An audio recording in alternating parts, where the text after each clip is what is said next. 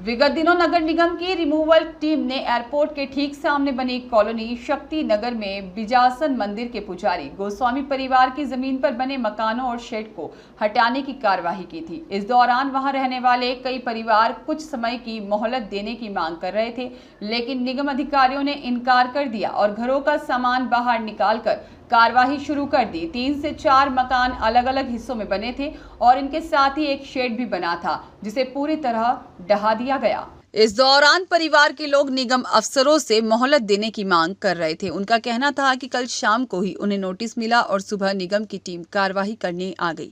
ऐसे में वे अपने परिवार को लेकर कहां जाएंगे, इसको लेकर काफी देर तक बहस चलती रही। बाद में निगम की टीमों ने परिवार का सारा सामान बाहर रख दिया और जेसीबी की मदद से अलग अलग हिस्सों में बने मकानों को तोड़ने की कार्यवाही शुरू कर दी गई।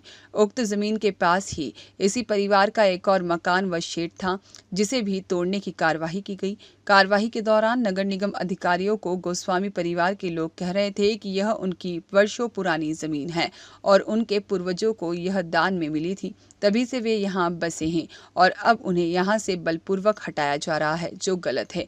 इस मामले में गोस्वामी परिवार ने नगर निगम अधिकारियों और पुलिस पर आरोप लगाते हुए कहा कि 80 वर्षों से भी अधिक समय से पुरानी उनकी जमीन पर से साजिश पूर्वक उन्हीं को बलपूर्वक हटाया गया है। यह जमीन उनके पुरखों की है और वह वर्षों से यहाँ पर रह रहे हैं। ग्रीन बेल्ट और बगीचे की जमीन के नाम पर उन्हें हटाया गया है, जबकि नगर निगम तो वर्ष 2015 में यहाँ पर अस्तित्व में आया। उसके पहले यहाँ ग्राम पंचायत के अंतर्गत ही यह जमीन आती थी। पीड़ित रूपेश वन गोस्वामी पिता आनंद वन गोस्वामी ने कहा कि नगर निगम और पुलिस वालों ने हमारी एक नहीं सुनी और पुलिस वालों ने उन्हें 151 में थाने में बंद भी कर दिया और जेल भेज दिया। इस मामले की शिकायत मुख्यमंत्री मोहन यादव से की जाएगी। मकान तोड़ा गया था, मकान तोड़ा गया, उस समय भी मैं मौजूद था वहाँ पे। हर चीज़ में हम कॉम्प्रोमाइज कर रहे थे, बाकी फिर भी नगर निगम ने बोले हाँ आप बोले आप आदेश है आपके पास या जो बोलो अपन वो बोलते हैं दस्तावेज ऐसे बोलते बोलते नगर निगम ने पूरा मामला ध्वस्त कर दिया है। आगे किससे मिलने की आप बता? अब उनसे किससे हम तो गुहार लगाएंगे सीएम हाउस में। हाँ, सीएम हाउस में गुहार लगाएंगे हम कि हाँ हमारा जो भी है कि हमारा निराकरण करा जाए। बस इसमें इससे ज़्यादा और क्या बोल सकते हैं। इन्होंने ऊपर लेवल पे कुछ काम करा है, अब ये भगवान जाने भगवती जाने या क्या है क्या नहीं है, जैसा भी है ठीक है। मेरे को थाने में मेरे को यहाँ से खान साहब आए थे, पुलिस वाले आए थे, मेरे को उठा के लेके चले गए, थाने में बंद कर दिया और 151 की कार्रवाई करके मेरे को जेल भेज दिया गया। और उसके बाद इन्हें बाउंड्री वाल उठाई इन्होंने। कार्रवाई होना चाहिए ना, क्यों नहीं होना चाहिए। प्रशासन आज आज अपन आम आदमी है, आम आदमी किसके पास जाएगा? आम आदमी किसके पास जाएगा बताओ ना मेरे को आप नहीं, मैं आपसे वाई कर रहा हूँ कि आम आदमी कहाँ जाएगा। जब प्रशासन ही मेरी बात प्रशासन बिक गया तो फिर हम क्या करें इसमें? इसकी शिकायत करेंगे आप ऊपर? नहीं, ऊपर तक जाएंगे ना, हम तो बराबर जाएंगे। वहीं पीड़ित अरुण गोस्वामी ने कहा कि नगर निगम और पुलिस प्रशासन को हमने हमारे मकानों के दस्तावेज जांचने को कहा कि हम वर्षों से यहां पर रह रहे हैं, किंतु हमारी एक नहीं सुनी और हमें जेल भेजने और कार्रवाई का भय दिखाकर हमारे मकान तोड़ दिए, हमें वीडियो तक नहीं बनाने दिए। हम इस मामले में ऊपर तक शिकायत करेंगे। हमको रहते हुए 80 साल हो गए कम से कम वहाँ पे, और कार्रवाई तो इन्हें नोटिस पहुँचाया था, नगर निगम आया था पहले 23 तारीख का, और इसके बाद तो हमने उसका जवाब भी दिया क्योंकि इसकी जांच की जाए कि मकान कितना पुराना है या अभी का अतिक्रमण है या नया है, तो जो भी जांच करे इसकी। किस तरह का नोटिस आया था नगर निगम की तरफ से? ये तुमने अवैध रूप से कब्जा कर रखा है, इसमें गार्डन की जमीन है, ये इसको खाली करो। ये नहीं कि सरकारी जमीन है, कोई बोलते हैं प्राइवेट है, पर हमको यही बोला है कि सरकारी है। नगर निगम को कोई अधिकारी नहीं बनता है, ना प्राइवेट गाइडलाइन में, सरकारी में बनता है। कोई राइट्स नहीं है उनको कोई राइट्स बनता ही नहीं। पहली बात, इनने जवाब हमारी सुनवाई भी नहीं करनी कि हमारे पैसे से आप जांच कीजिए कि ये मकान 40 साल पुराना है कि अभी का अतिक्रमण है। इनने कोई सुनवाई नहीं करी, कोई जांच नहीं आए और तोड़ दिया। इसके लिए आप आगे शिकायत की है या आगे किसी अधिकारी से मिले हैं? नहीं, हम किसी से नहीं मिले, पर हम मिलना चाहेंगे सबसे, सीएम से, डीसी सबसे ऊपर तक जाएंगे हम इसके लिए। क्या लगता है, क्या साजिश के तहत तोड़ा गया है? नहीं, घूस खाई, इसमें घूस खा के तोड़ा गया है। इसमें टीई साहब, डीएजी साहब सब इसमें इक्वल है।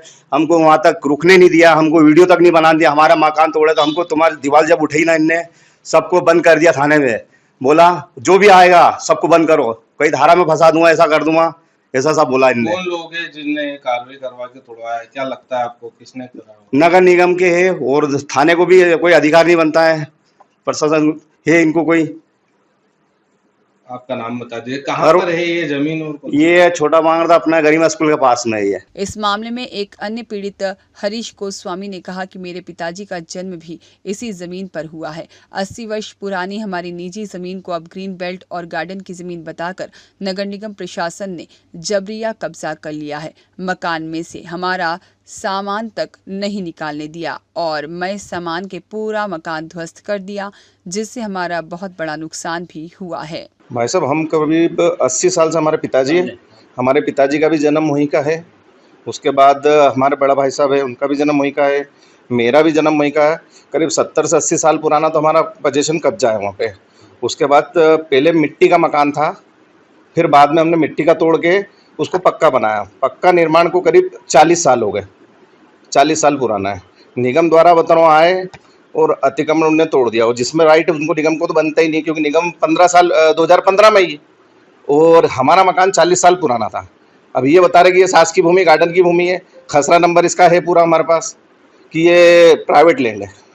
कितने समय में नगर निगम की टीम ने कोई नोटिस दिया या नहीं, नोटिस हमको तो 24-23 तारीख को आया था, तो उसका जवाब दिया हमने। उसके बाद उनकी कोई सुनवाई नहीं हुई।